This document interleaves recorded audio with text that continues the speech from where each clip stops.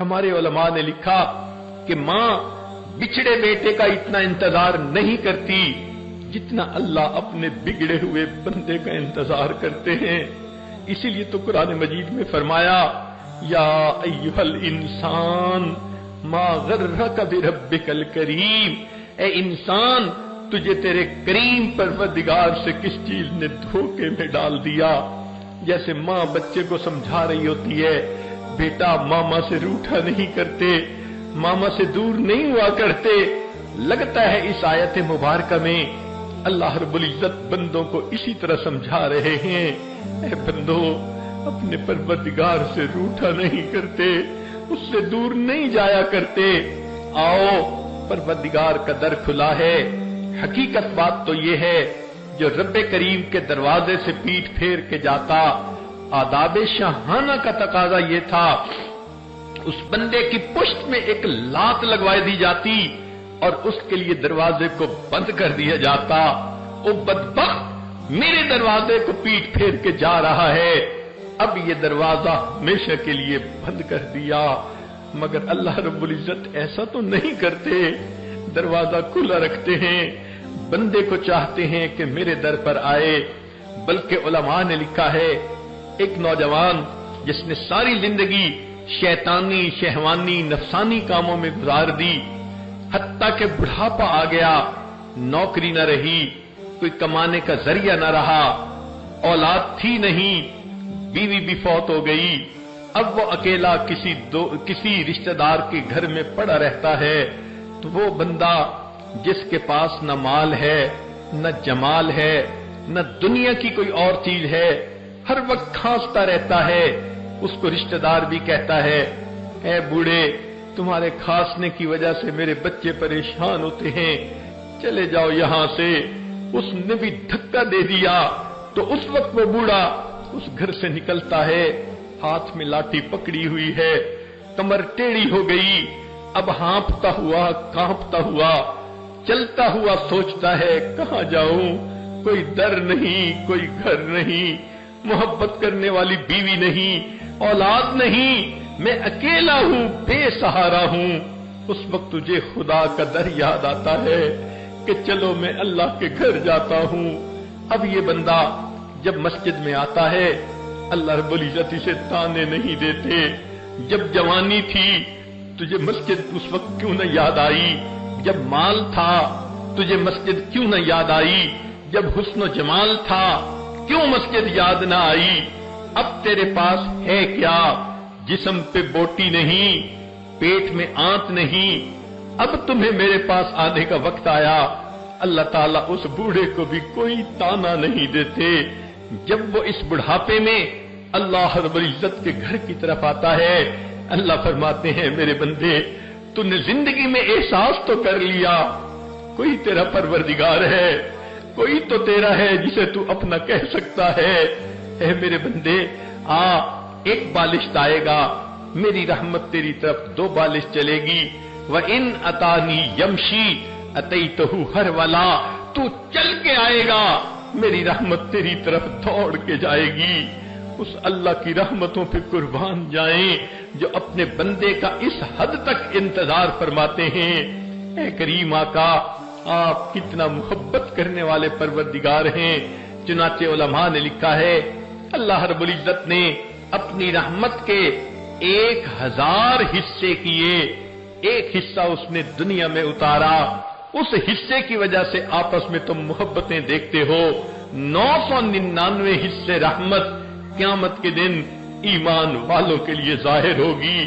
اب اگر ماں کو کہا جائے تیرے بچے کو تکلیف دیتے ہیں تو ماں کبھی گوارا نہیں کر سکتی. مشہور واقعہ ہے کہ ایک مرتبہ نبی علیہ الصلوۃ والسلام کو اطلاع ملی کہ علقمہ رضی اللہ عنہ نوجوان ہیں، روح قبض نہیں ہو رہی.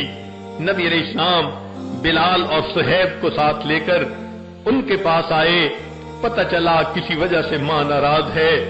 نبی علیہ السلام نے اس کی والدہ کو کہا آپ بچے سے راضی ہو جائیں. وہ کہنے لگی میں ہرگز نہیں ہوں گی، میرا دل بہت خفا ہے. جب ماں نے انکار کر دیا نبی علیہ السلام نے اپنے صحابہ سے کہا کہ جاؤ لکڑیاں کاٹ کے لاؤ. चुनाचे वो गए, लकड़ियां लेकर आए, ढेर लग गया। नबी अलैहिस्सलाम ने कहा अच्छा इसको हम आग लगाएंगे, जब खूब आग जलेगी तो हम अलकमा को उसके अंदर डाल देंगे।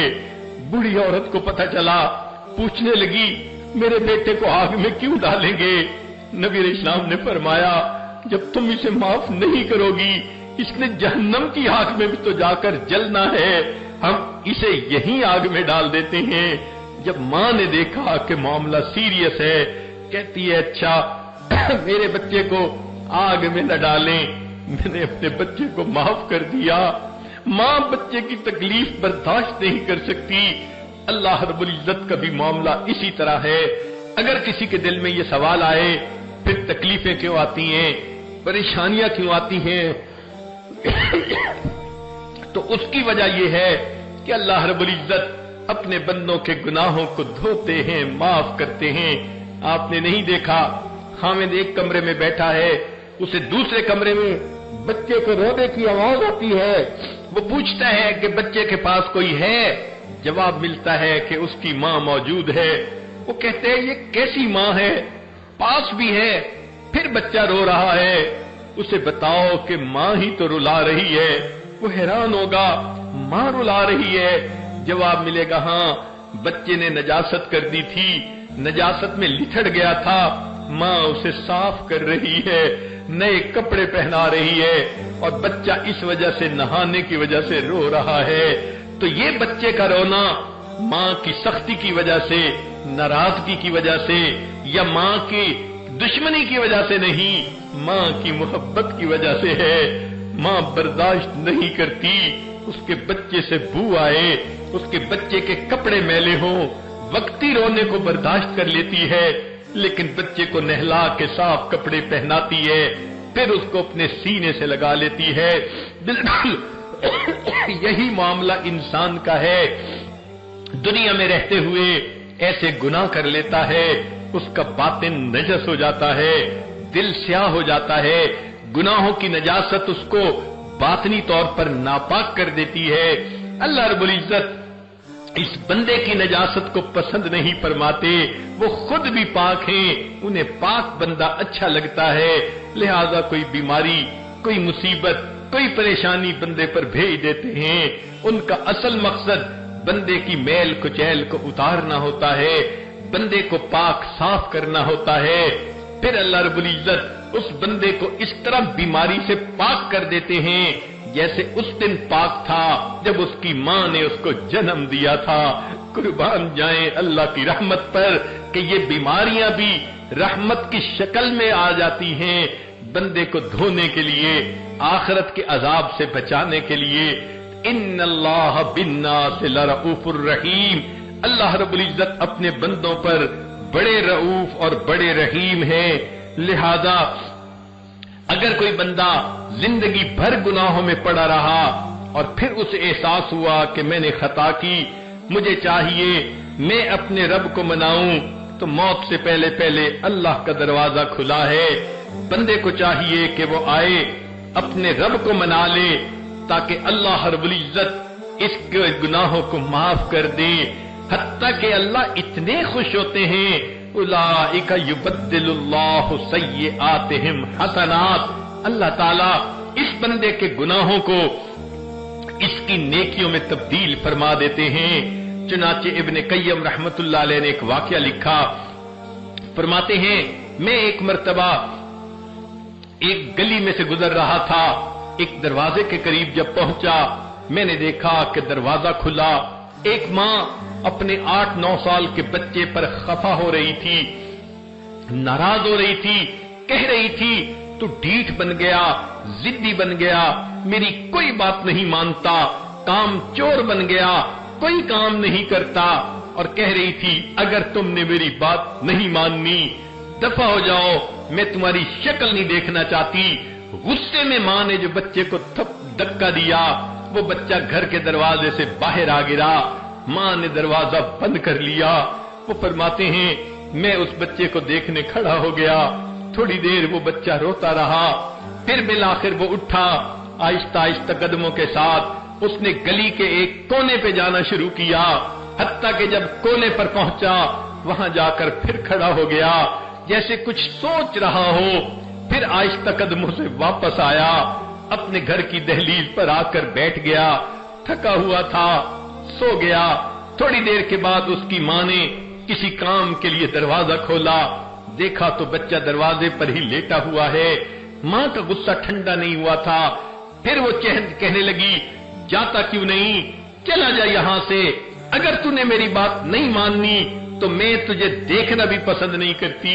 جب ماں نے اسے پھر ڈانٹا، بچے کی آنکھ کھلی، وہ کھڑا ہوا، آنکھوں میں سے پھر آنسو آ گئے، کہنے لگا امی جب آپ نے مجھے دھکا دے دیا تھا میں نے سوچ لیا تھا میں یہاں سے چلا جاتا ہوں، امی میں نے سوچا تھا میں کسی کا نوکر بن جاؤں گا، مجھے کھانا بھی مل جائے گا، مجھے رہنے کی جگہ بھی مل جائے گی۔ اور یہ سوچ کر امی میں گلی کے موڑ تک پہنچ گیا تھا، لیکن وہاں جا کر مجھے خیال آیا مجھے روٹی بھی ملے گی، کھانا بھی ملے گا، ٹھکانہ بھی ملے گا، لیکن امی جو محبت مجھے آپ دیتی ہیں وہ محبت مجھے پوری دنیا میں کہیں نہیں مل سکتی۔ یہ سوچ کے میں واپس آ گیا، امی آپ ناراض ہو تو بھی آپ کا بیٹا، معاف کر دے تو بھی آپ کا بیٹا۔ جب بچے نے یہ بات کی ماں کی ممتا جوش میں آئی، اس نے بچے کو سینے سے لگایا، میرے بیٹے اگر تو یہ سمجھتا ہے جو محبت میں تجھے دے سکتی ہوں وہ دنیا میں کوئی اور نہیں دے سکتا، میرا دروازہ کھلا ہے، آ جا گھر میں زندگی گزار لے۔ ابن قیم رحمت اللہ علیہ یہ واقعہ لکھنے کے بعد فرماتے ہیں کہ جب اللہ رب العزت کا گنہگار بندہ اپنے گناہوں پر نادم اور شرمندہ ہو کر اللہ کے دروازے پہ حاضر ہوتا ہے اور آ کر کہتا ہے الہی عبدک العاصی یتاکا، اللہ آپ کا گنہگار بندہ آپ کے دروازے پر حاضر ہے، مقرم بالذنوب وقد دعاکا، اللہ اپنے گناہوں کا اقرار کرتا ہے اور آپ کی خدمت میں یہ گزارش کرتا ہے فَإِن تَغْفِرْ فَأَنْتَ لِذَاكَ أَهْلٌ، اللہ اگر آپ معاف کر دیں تو آپ کو تو یہ بات سجتی ہے، وَإِن تَطْرُدْ فَمَن يَرْحَمْ سِوَاكَ، اللہ اگر آپ مجھے دھکا دے دیں تو پھر میرے لیے کون ہے جو مجھ پر رحم کرنے والا ہو۔ عجیب بات ہے، دنیا کی روٹی کا سوال کرنے والا کسی دروازے سے خالی چلا جائے اس کو کوئی حسرت نہیں، کوئی افسوس نہیں، دوسرے دروازے پہ چلا جائے گا، نہ ملی تیسرے دروازے پہ چلا جائے گا، مگر معاملہ تو انسان کا ہے۔ اگر وہ اللہ رب العزت کے دروازے پر آیا اور یہ دروازہ نہ کھلا اب اس کے لیے دوسرا کوئی دروازہ نہیں۔ جو اللہ کے دروازے سے خالی جاتا ہے وہی بدبخت ہوتا ہے، وہی شقی ہوتا ہے۔ ہم اللہ رب العزت کی رحمت کو سوچیں اور اپنے گناہوں پر نظر ڈال کر آج کی اس محفل میں یہ فیصلہ کریں اے کریم آج تک ہم اپنے زندگی غفلت میں گزارتے رہے، نمازوں میں سستی ہوتی رہی، پردے میں کوتاہی ہوتی رہی، زبان سے دوسروں کی غیبت ہوتی رہی، بہتان بازی ہوتی رہی۔ اے اللہ آج ہمیں اپنے گناہوں کا احساس ہوا، ہم آج کے بعد ایک نیک عورت بن کر زندگی گزاریں گی۔ اے اللہ ہم کوئی گناہ نہیں کریں گی، اے کریم ہمارے گناہوں کو معاف کر دیجئے۔ ہم نے تو دنیا میں دیکھا ہے کہ اگر کسی گھر کی عورتیں چل کے کسی دروازے پہ آ جائیں لوگ تو قتل کا مقدمہ بھی معاف کر دیتے ہیں، عورت چل کے آ گئی ہے۔ اگر دنیا دار انسان عورت کے آنے کا اتنا لحاظ کرتا ہے، ذرا عورتیں سوچیں آج وہ اپنے گھروں سے چل کے اللہ کے اس گھر میں آ کر بیٹھ گئی ہیں۔ اے مولا ہم آپ کو منانا چاہتی ہیں، اللہ ہم اپنے دل کے غم کس کو سنائیں، آپ ہی تو سینوں کے بھید جاننے والے ہیں۔ اللہ ہمارے حال پر ترس کھا لیجئے، ہم پر رحم فرما دیجئے، اللہ ہمارے گناہوں کو معاف کر دیجئے۔ جب اس طرح ہم سچی توبہ کریں گے یقیناً اللہ تعالی ہمارے گناہوں کو معاف فرما دیں گے، آئندہ ہمیں نیکوکاری پرہیزگاری کی زندگی نصیب فرمائیں گے۔ وآخر دعوانا ان الحمد للہ رب العالمین۔